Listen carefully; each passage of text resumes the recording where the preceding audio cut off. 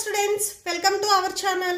ఈ రోజు ఈ వీడియోలో మనం 10th class maths chapter 3 pair of linear equations in two variables exercise 3.3 లో ఉన్న క్వశ్చన్ నెంబర్ 2 లో ఉన్న 4th and 5th బిట్ గురించి నేర్చుకుంటున్నాం. మీకు ఈ చాప్టర్ లో ఉన్న all exercises videos, all example videos and ఈ చాప్టర్ ఇంట్రడక్షన్ వీడియో ఈ వీడియో లాస్ట్ లో మీకు ప్లేలిస్ట్ డిస్ప్లే అవుతుంది, చెక్ చేసుకోవచ్చు. And next chapter quadratic equation కూడా మీకు ఈ వీడియో లాస్ట్ లో ప్లేలిస్ట్ డిస్ప్లే అవుతుంది, చెక్ చేసుకోవచ్చు. సో ఫోర్త్ బిట్ చూడండి. Meena went to A bank to withdraw 2000 rupees. So Meena bank కి వెళ్ళి 2000 రూపీస్ విత్డ్రా చేసుకోవాలి అనుకుంది. She asked the cashier to give her 50 rupees notes and 100 rupees notes only. So ఆమె క్యాషియర్ని అడిగింది, నాకు only 50 rupees notes and 100 rupees notes మాత్రమే కావాలి. Meena got 25 notes in all. టోటల్గా 50 rupees notes and 100 rupees note మొత్తం కలిపి 25 నోట్స్ ఉన్నాయి అని చెప్తున్నారు. సో ఇక్కడ వాల్యూ చెప్పట్లేదు, టోటల్గా ఎన్ని నోట్స్ ఉన్నాయి అంటే 25 నోట్స్ ఉన్నాయి. Find how many notes of 50 rupees and 100 rupees she received.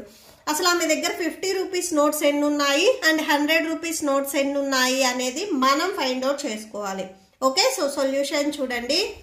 First 50 rupees notes నేను ఎక్స్ అని తీసుకుంటున్నాను అండ్ 100 రూపీస్ నోట్స్ వచ్చేసరికి నేను వై అని తీసుకుంటున్నాను. Okay, so next according to the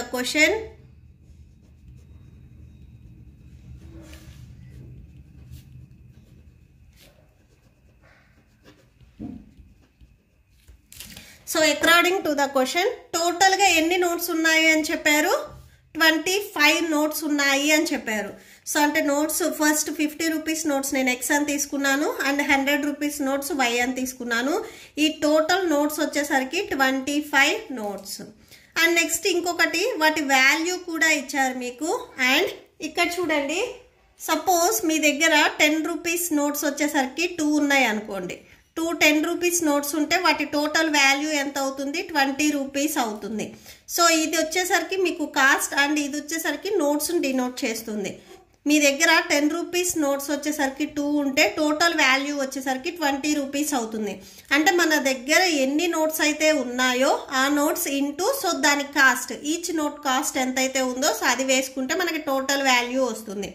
ఇక్కడ కూడా అంతే, 50 రూపీస్ నోట్స్ మనం ఎక్స్ అని తీసుకున్నాము. 50 రూపీస్ నోట్స్ సో వాటి ప్రైస్ ఇంటూ టోటల్ నోట్స్ వచ్చేసరికి ఎక్స్.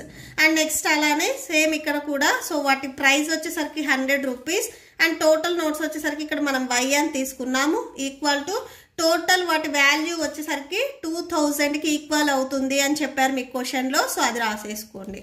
ఓకే, సో దీనికి ఈ ఫస్ట్ మీరు ఏదైతే రాసారో x plus why equal to 25, దీనికి ఈక్వేషన్ నెంబర్ 1 ఇవ్వండి. సో ఇప్పుడు ఇది సాల్వ్ చేస్తే మీకు సెకండ్ ఈక్వేషన్ వస్తుంది. So 50 into X 50x plus 100 into Y 100y equal to 2000. ఇక్కడ ఎక్స్ అండ్ వైలో 15 మీరు కామన్ తీయొచ్చు. సో 15 కామన్ తీస్తే సో ఎక్స్ ప్లస్ 52 100 కదా, సో ఇక్కడ 2 వస్తుంది. 52 100 సో y ఉంది, y రాసుకోండి equal to 2000. So x plus 2y equal to ఈ వాల్యూకి మీకు 50 అనేది మల్టిప్లికేషన్లో ఉంది, ట్రాన్స్పోజ్ చేసుకుంటే డివిజన్లోకి వస్తుంది. సో ఇక్కడ క్యాన్సిల్ అవుతుంది కదా, క్యాన్సిల్ చేయండి. 0 0 క్యాన్సిల్, 5 1s 5 4s 20. నెక్స్ట్ ఇక్కడ 0 ఉంది, 0 రాసుకోండి. So x plus 2y equal to 40 వచ్చింది. దీనికి మీరు ఈక్వేషన్ నెంబర్ 2 ఇవ్వండి. ఓకే, సో ఇప్పుడు ఈక్వేషన్ నెంబర్ 1 అండ్ 2ని మీరు సాల్వ్ చేయండి, మీకు ఎక్స్ అండ్ వై వాల్యూస్ వచ్చేస్తాయి. Okay, subtract equation 1 and 2.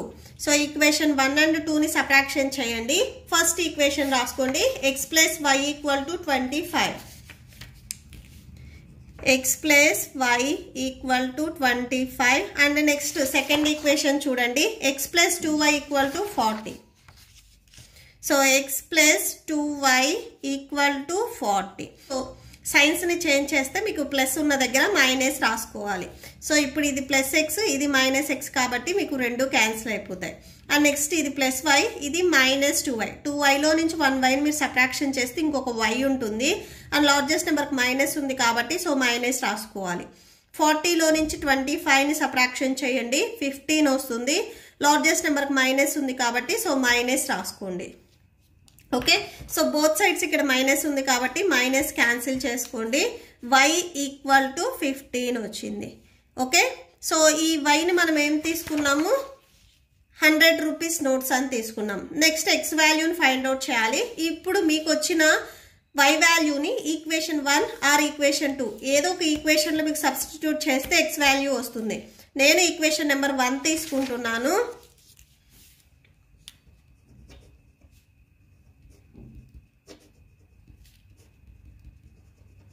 Substituting y value in equation 1. So ఒకసారి ఈక్వేషన్ 1 రాసుకోండి. x plus y equal to 25. So x plus y value 15 equal to 25. x equal to 25 plus 15 మీరు transpose చేసుకుంటే minus 15 వస్తుంది. x equal to subtraction చేస్తే 10 వస్తుంది. So therefore x equal to 10 and y equal to 15. So ఈ x and y ని మనం స్టార్టింగ్లో 50 rupees notes and 10 rupees notes అని తీసుకున్నాము. సో దేర్ ఫోర్ అండ్ లాస్ట్లో ఒకసారి కన్క్లూడ్ చేయండి. Number of 50 rupees notes, 50 rupees notes మనం ఎక్స్ అని తీసుకున్నాము. ఎక్స్ వాల్యూ ఇక్కడ 10 వచ్చింది. ఓకే, సో 50 రూపీస్ నోట్స్ అనేది తను 10 తీసుకుంది. అండ్ అలానే number of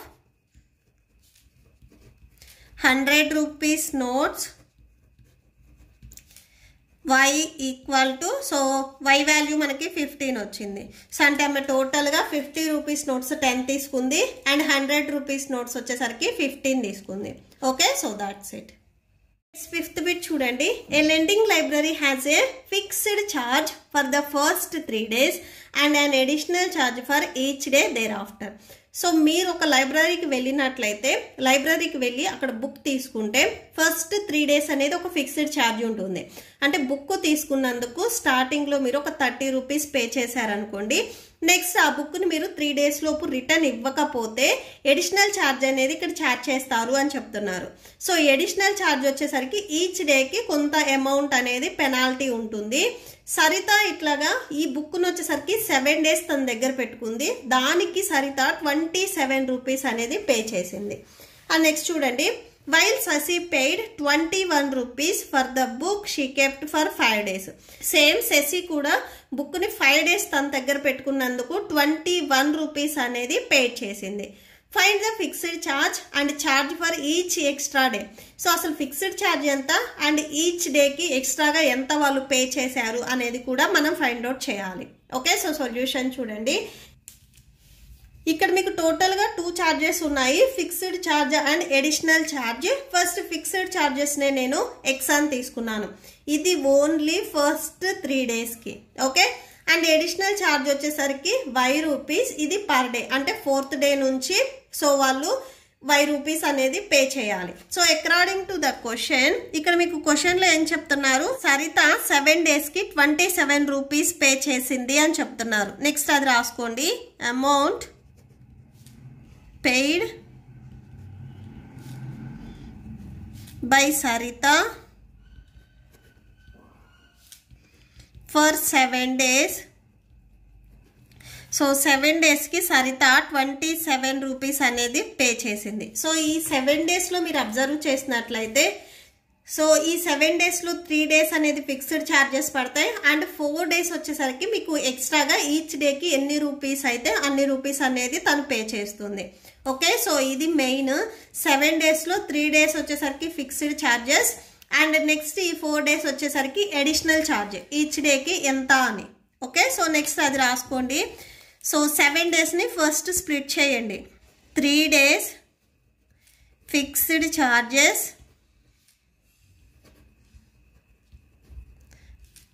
and next 4 days వచ్చేసరికి అడిషనల్ ఛార్జెస్. తను పే చేసింది ఇక్కడ 27 రూపీస్లో 3 daysకి ఏమో ఫిక్స్డ్ ఛార్జెస్ అండ్ నెక్స్ట్ 4 daysకి వచ్చేసరికి అడిషనల్ ఛార్జెస్ అనేది తను పే చేసింది. టోటల్గా 27 రూపీస్ పే చేసింది. 3 డేస్కి ఇక్కడ మనం ఫిక్స్డ్ ఛార్జెస్ ఎక్స్ అని తీసుకున్నాం కాబట్టి సో ఓన్లీ ఎక్సే రాసుకోవాలి, 3 × X రాయకూడదు. ఎందుకంటే ఇక్కడ పర్ డేకి మనం తీసుకోలేదు, టోటల్గా 3 డేస్కి ఎక్స్ రూపీస్ అని తీసుకున్నాం కాబట్టి సో ఈ 3 డేస్కి మనం ఎక్స్ అని రాసుకోవాలి. నెక్స్ట్ 4 × ఈచ్ డేకి, ఇక్కడ పర్ డేకి అడిషనల్ ఛార్జ్ వచ్చేసరికి వై రూపీస్ అన్నాం. సో ఇలాంటి డేస్ వచ్చేసరికి మనకు 4 డేస్ ఉన్నాయి కాబట్టి 4 × Y = 27. సో ఇది మీకు equation. Okay, so x + 4y = 27. దీనికి మీరు ఈక్వేషన్ నెంబర్ 1 ఇవ్వండి. అండ్ నెక్స్ట్ వచ్చేసరికి సెస్ ఇది చూడండి, amount paid by Shashi for 5 days. So 5 డేస్కి తను ఎంత పే చేసిందని ఇచ్చారు మీ క్వశ్చన్లో, 20 రూపీస్ అనేది పే చేసింది. సో దీంట్లో కూడా ఫస్ట్ మీకు చూడండి 3 డేస్ అనేది ఫిక్స్డ్ ఛార్జెస్ పడతాయి అండ్ 2 డేస్ వచ్చేసరికి తను అడిషనల్ ఛార్జ్ అనేది పే చేసింది. సేమ్ ఇక్కడ కూడా అదే రాసుకోండి, 3 డేస్ ఫిక్స్డ్ ఛార్జెస్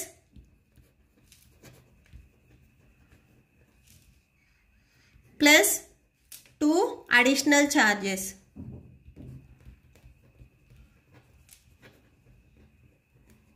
టోటల్గా 21 రూపీస్ పే చేసుకుంది. సో చూడండి 3 డేస్కి ఫిక్స్డ్ ఛార్జెస్ ఎక్స్ రూపీస్ కాబట్టి ఇక్కడ ఓన్లీ ఎక్సే రాయాలి, 3x రాయకూడదు. ఓకే, సో 3 డేస్కి మనం ఎట్ ఏ టైం ఇక్కడ ఎక్స్ అని తీసుకున్నాము. So X plus 2 × additional charges మనం వై అని తీసుకున్నాము = టోటల్గా తను 21 రూపీస్ పే చేసింది. దీనికి మీరు ఈక్వేషన్ నెంబర్ 2 ఇవ్వండి. సో ఇప్పుడు ఈక్వేషన్ 1 అండ్ 2ని సాల్వ్ చేయండి, మీకు x and y వాల్యూస్ వచ్చేస్తాయి. By solving equation 1 and 2. So equation 1 రాసుకోండి. First x + 4y = 27, x + 4y = 27. And next equation number 2 చూడండి, x + 2y = 21, x + 2y = 21. Same ఇక్కడ మీకు క్యాన్సిల్ అవ్వాలి అంటే సో సైన్స్ని చేంజ్ చేసుకోవాలి. సో ఇక్కడ ప్లస్ ఉంది మైనస్, ఇక్కడ ప్లస్ ఉంది మైనస్, ఇక్కడ 21 కూడా మీకు ప్లస్లో ఉంది కాబట్టి మైనస్. సో ఇప్పుడు ఇది +x, ఇది -x కాబట్టి క్యాన్సిల్ అవుతుంది. అండ్ నెక్స్ట్ ఈ 4y వచ్చేసరికి ప్లస్లో ఉంది, 2y వచ్చేసరికి మనకు మైనస్లో ఉంది. 4లో నుంచి 2ని మీరు సబ్ట్రాక్షన్ చేస్తే 2 ఉంటుంది. ఇవి y టర్మ్స్ కాబట్టి y రాసుకోండి. లార్జెస్ట్ నెంబర్ ప్లస్ ఉంది కాబట్టి సో +2y వస్తుంది. అండ్ నెక్స్ట్ 27లో నుంచి 21ని సబ్ట్రాక్షన్ చేయండి, 6 వస్తుంది. So y = 6/2, 2 1s 2 3s 6. So y = 3. ఈ వైని మనం స్టార్టింగ్లో ఏం తీసుకున్నాము, అడిషనల్ ఛార్జ్ అని తీసుకున్నాము. సో అంటే ఈచ్ డేకి వచ్చేసరికి అడిషనల్ ఛార్జ్ 3 రూపీస్ పే చేయాలి. నెక్స్ట్ ఫిక్స్డ్ ఛార్జ్ కూడా మనం ఫైండ్ అవుట్ చేసుకోవాలి, అంటే ఎక్స్ వాల్యూని ఫైండ్ అవుట్ చేసుకోవాలి. ఇప్పుడు మనకు వచ్చిన ఈ y వాల్యూని మీరు ఈక్వేషన్ 1 ఆర్ ఈక్వేషన్ 2 ఏదో ఒక ఈక్వేషన్లో మీరు సబ్స్టిట్యూట్ చేస్తే మనకి ఎక్స్ వాల్యూ వస్తుంది. నేను ఈక్వేషన్ నెంబర్ 1 తీసుకుంటున్నాను. సబ్స్టిట్యూటింగ్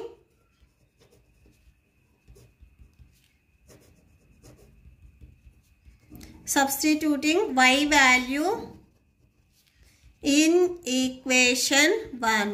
సో ఈక్వేషన్ 1 చూడండి, x + 4y = 27. So x + 4y = 27. x value మనకు తెలియదు. సో x + 4 × y వాల్యూ 3 వచ్చింది = 27. ఇక్కడ ఈ 4కి y మల్టిప్లై అవుతుంది కాబట్టి y ప్లేస్లో రాసుకునే 3 కూడా 4కి మల్టిప్లై అవుతుంది. 4 3s 12 = 27.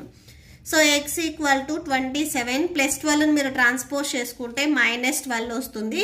సబ్ట్రాక్షన్ చేయండి, 15 వస్తుంది. సో x వాల్యూ మనకి 15 వచ్చింది. సో వాళ్ళు 3 డేస్కి ఫిక్స్డ్ ఛార్జ్ వచ్చేసరికి 50 రూపీస్. అండ్ నెక్స్ట్ ఎక్స్ట్రాగా ఏదైతే 4th 5th 6th 7th days ఉన్నాయో ఈచ్ డేకి వచ్చేసరికి వాళ్ళు y వాల్యూ 3 వచ్చింది కాబట్టి 3 రూపీస్ అనేది ఛార్జ్ చేస్తున్నారు. ఓకే, సో థియరీ 4 అని లాస్ట్లో రాసేసుకోండి. Fixed charges for first 3 days.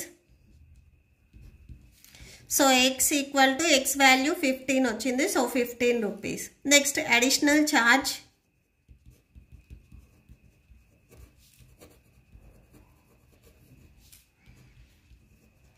Per each day y equal to so that equal to 3 rupees. Okay, that's it. మీకు ఈ వీడియో నచ్చితే ప్లీజ్ లైక్ చేయండి, మీ ఫ్రెండ్స్కి షేర్ చేయండి అండ్ మన ఛానల్ని సబ్స్క్రైబ్ చేసుకోండి. ఈ వీడియో లాస్ట్లో మీకు ఈ చాప్టర్ ప్లేలిస్ట్ డిస్ప్లే అవుతుంది, చెక్ చేసుకోవచ్చు. Thank you and thanks for watching.